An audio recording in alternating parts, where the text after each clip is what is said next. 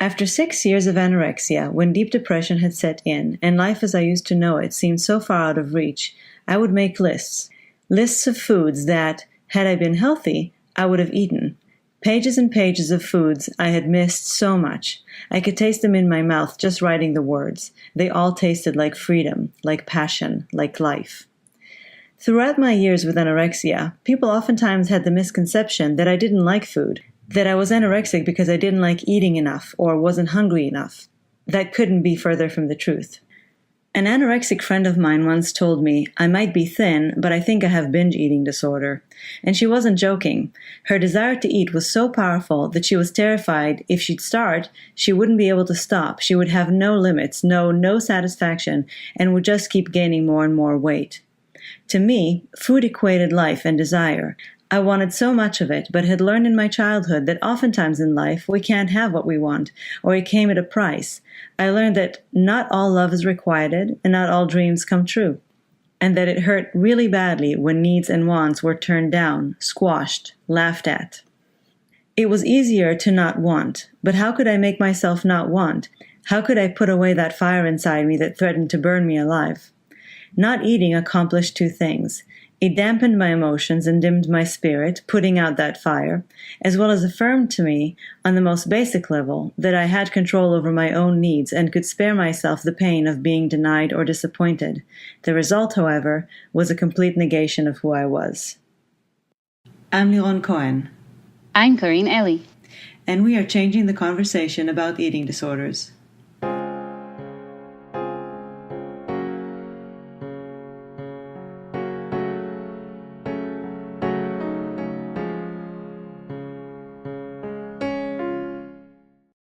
Your story made me think of a saying that I frequently heard in Israel. Your disappointments are as big as your expectations. It seems that fear of disappointment was a major driving force in your attempt to quash your desires, and that this fear might actually have been socially sanctioned. Do you remember when this fear began and how it became connected with food? I think that as a child, experiencing a lot of rejection, both by classmates and from other experiences, I internalized the understanding that I was too much for people and I wanted too much. I wanted to love, I wanted to be loved intensely, and others didn't necessarily reciprocate that. So if food symbolizes desire, there is a cost. If you desire something, you might be disappointed and you might have to be punished or you might have to pay a price. And with food, it goes in two different directions for me. There were two ways in which food was dangerous. The one was that it could make me fat. And so that would be the price that I would have to pay for satisfying my urges and my needs and fulfilling my passions, let's say. And then the other way is that food is the way that I take the world and put it into my body. So it's my connection to the world. It's my negotiation with the world.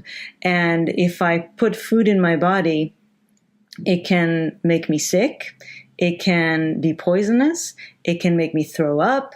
It's taking a risk, taking something that's outside of you and putting it inside of you. It requires trust.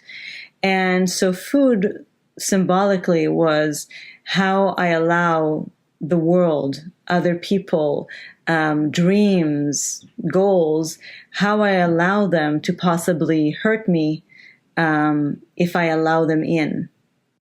And at the time, did you consciously articulate these links? Or did they emerge later when you reflected on this? I actually was conscious of that for two reasons. I remember myself very young thinking that, well, obviously eating will make me fat. I remember that, knowing that very, very young. And in terms of the fear of what food might do to me, I come from a house where there's a lot of anxiety, and a lot of that anxiety revolves around food and cleanliness and freshness and illness. And very early on, I came to associate food with, again, danger. I mean, it can be a great it can be a great pleasure, but it can also be dangerous. And the line between those two can be very blurry and very risky. And that line always scared me. And I think that to me, that was an obvious translation to how I felt about the rest of my desires and needs. And when you started writing the lists of foods that you mentioned, did you feel that the lists unsettled or solidified your project of denying your desires? I wasn't under the illusion that I actually needed to lose weight. I knew that medically speaking, I didn't need to lose weight. So losing weight wasn't done for the sake of losing weight. I was feeling kind of disgusted with myself for allowing myself pleasure. And so losing weight was meant to kind of broker a new relationship with myself, one in which I exercise restraint and self-control, and becoming a master of my own needs, so to speak.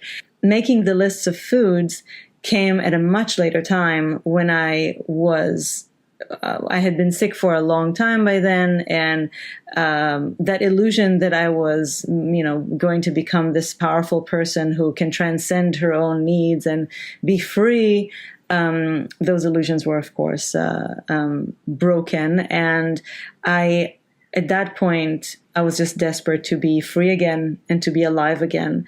And so if at the beginning I never admitted that I was hungry or that I craved anything, a few years after that, I was already so sick of being sick and I felt so trapped by my own mind. And I just wanted to be free and be happy, and felt nostalgic for the time when I could eat all those things. And so making the lists was also me yearning to go back to a simpler time and a more innocent time when I was kinder to myself. And by then I was making the lists because I knew that at that point they couldn't unsettle my self-denial because I was too far gone. Writing the lists was just kind of me longing for a life that I thought I could never have again. And I know you were clinically defined as having restrictive anorexia throughout the years of your eating disorder. How did you see yourself with regard to this diagnosis? Well, obviously, when I was deep into my eating disorder, the diagnosis was a validation. It was a desired title. It was a badge of honor that proved that I succeeded. I had a goal. I stuck with it, and I never succumbed to my pains or desires or my needs. So yeah, it was something that I wanted to achieve, and at the same time, it was also always kind of an elusive goal that I felt I needed to prove again and again that I was worthy of, even long after I'd already been diagnosed with it. It was still something that I needed to work hard to maintain. And when you were hospitalized at the eating disorders ward, did you identify with patients who had bulimia, binge eating disorder, or other types of eating disorders, or only with those who had restrictive anorexia like you? When I came to the ward, I actually became very close with the patients who had bulimia. And I was drawn to them because I felt, and possibly very subjectively, but in my personal imagination, I felt that they had life and a fire in them. I felt that they were real. I felt that they weren't denying who they were. They were trying to negotiate with their passions, but they weren't denying them. And I was jealous of that. I felt that every woman I had ever admired had a fire in her and had a desire for life and had passion. And I didn't allow myself to have all of those or be all of those. I felt like a coward. And I was jealous of the people who still, even if they were afraid, they didn't just pretend not to have them at all.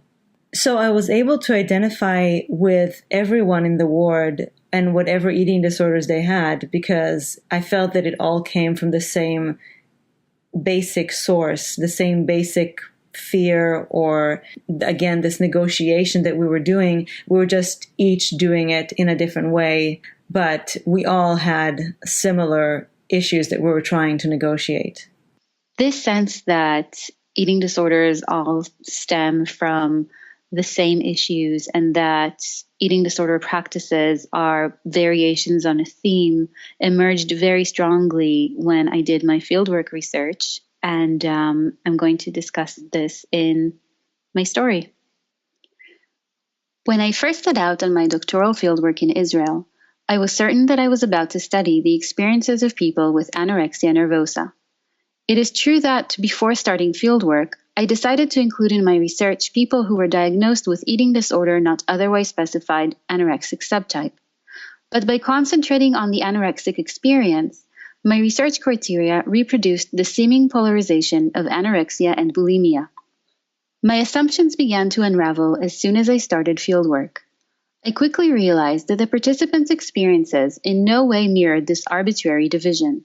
Most participants engaged in binge eating or purging practices, or both, and many had transitioned from clinically defined anorexia nervosa to clinically defined bulimia nervosa and vice versa, with some saying they had concurrent dual diagnoses.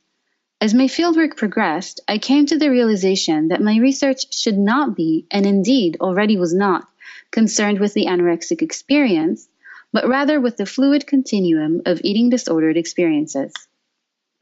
When I realized that my research was not concerned with anorexia, but rather with eating disorders, I also understood that my initial decision to emphasize anorexia was grounded in a long tradition of research. Although anthropological work has offered in-depth analyses of the meanings of self-starvation, little attention has been paid to binge eating practices in anthropology and in the social sciences more broadly. The absence of binge eating from social theory and social scientific analyses reveals the difficulty of theorizing bulimia. According to feminist theorist Sarah Squire, scholars prefer to theorize thin bodies rather than average-sized bodies, and self-starvation rather than binge eating, because anorexia seemingly aligns with long-standing philosophical concerns around bodies and selves. In other words, Squire argues that because bulimia does not lend itself to theoretical models of disciplined feminine bodies and mind-body dualism, it presents a conceptual complexity that has largely met with scholarly silence. The under-theorizing of bulimia and binge eating, and the binary framing of anorexia and bulimia, sharply contrasted with the narrated experiences of many of the women who took part in my study. I found that binge eating was a formative experience for many of the participants across all eating disorder diagnoses. While participants were acutely aware of the social stigmatization of binge eating, their descriptions of binge eating positioned the so-called loss of control involved in the binge as a form of self-expression and self-protection, a necessary antidote to the imprisonment of self-starvation and to the social and emotional pain of everyday existence. For these participants, binge eating held embodied meanings of fullness and release, meanings powerful enough to sustain this practice for years and even decades. Binge eating, I found, has an internal logic, as culturally informed and as meaningful as the logic of dietary restriction. Oftentimes, the transition from anorexia to bulimia is seen as the physical response to prolonged food restriction.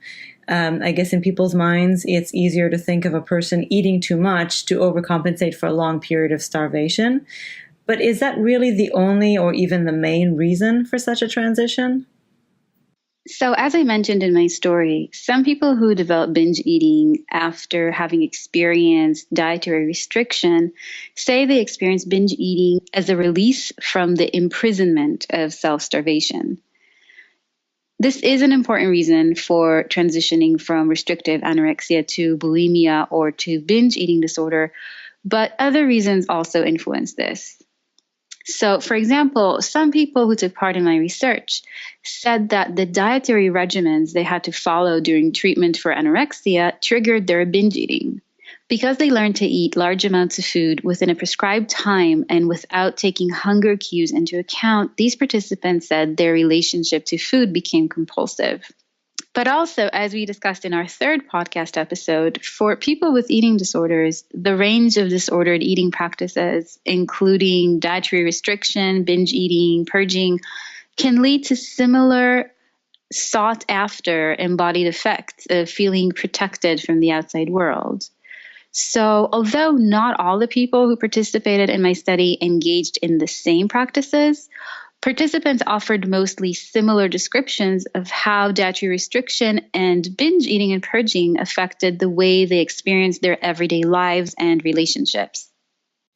So if so many patients alternate between anorexia and bulimia, how do they get diagnosed since a dual diagnosis doesn't exist anymore? Are they all diagnosed with anorexia nervosa binging type? And in your experience, how do patients who suffer from both disorders feel that this diagnosis fits them?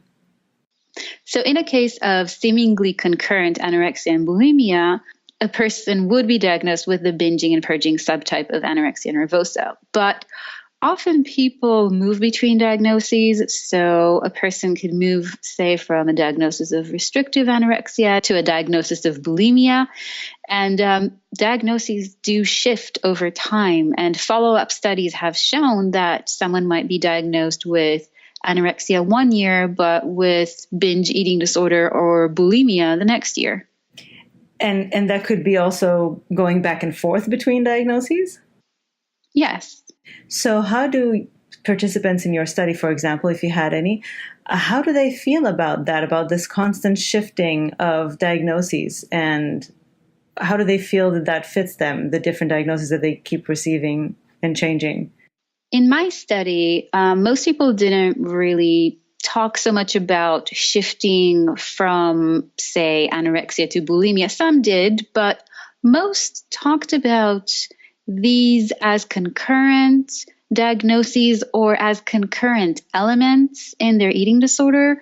And the way that they defined themselves against these diagnostic categories really varied. So some people who could have been classified as, say, having the binging and purging subtype of anorexia talked about self-identifying as bulimic, whereas others who could have been diagnosed with bulimia might have talked about having eating disorder not otherwise specified because they disagreed with the idea that the bulimia diagnosis applied to them.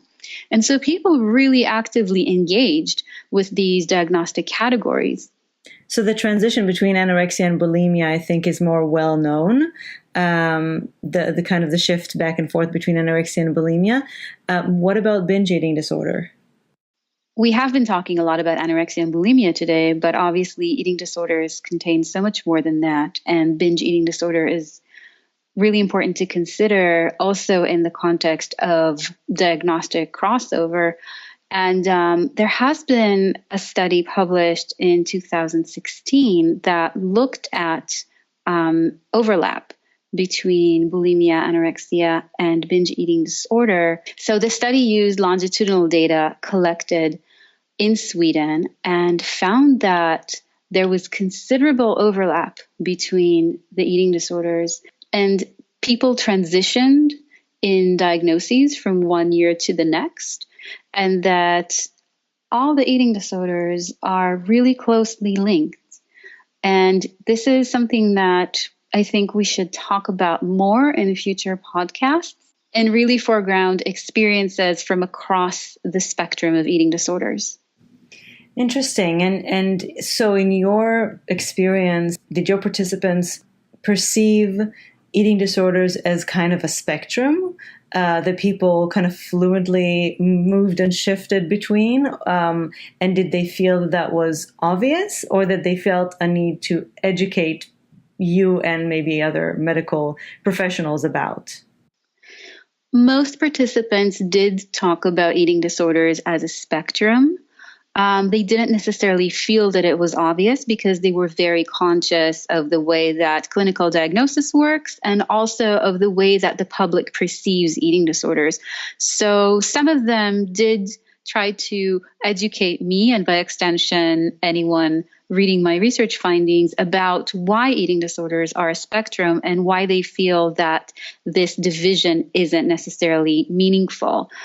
I should say that some participants did talk about anorexia and bulimia as being separate from one another, but most participants talked about a spectrum. What did you sense from them as their emotional response to the medical profession not being in step with how they perceived the eating disorders kind of continuum? Was there indignation? What did you sense from them? Some participants expressed frustration. Some, as I mentioned, actively contested their own diagnoses, actively engaged with the way in which they were defined, but also with the way in which eating disorders were defined. But reactions varied. Of course, some participants were not as focused on trying to redefine eating disorders as a spectrum, but more focused on maybe trying to contend with their own diagnosis, say, of having anorexia and what it meant and why they felt it maybe did not apply to them according to their own criteria of what anorexia should be. This actually really correlates with the subject that we're going to talk about in our next podcast episode about the topic of eating disorders and identity, because it sounds like there's a lot that has to do with a way a person is defined or a way the person defines themselves in relation to their eating disorders and their identity, and how that tension between how they see themselves, how their eating disorder defines them to themselves, to the world. And so we have a lot to talk about. I'm looking forward to our next discussion. Thank you for joining us in Changing the Conversation. Feel free to email us at any time with comments, questions, or anything else to changetheconvoed@gmail.com. And don't forget to subscribe to our podcast and follow us on social media, where we also have links to other resources and further reading. Look for Changing the Conversation About Eating Disorders on Facebook and at ChangeConvoED on Twitter. We hope you join us again for our next episode on the first Tuesday of next month.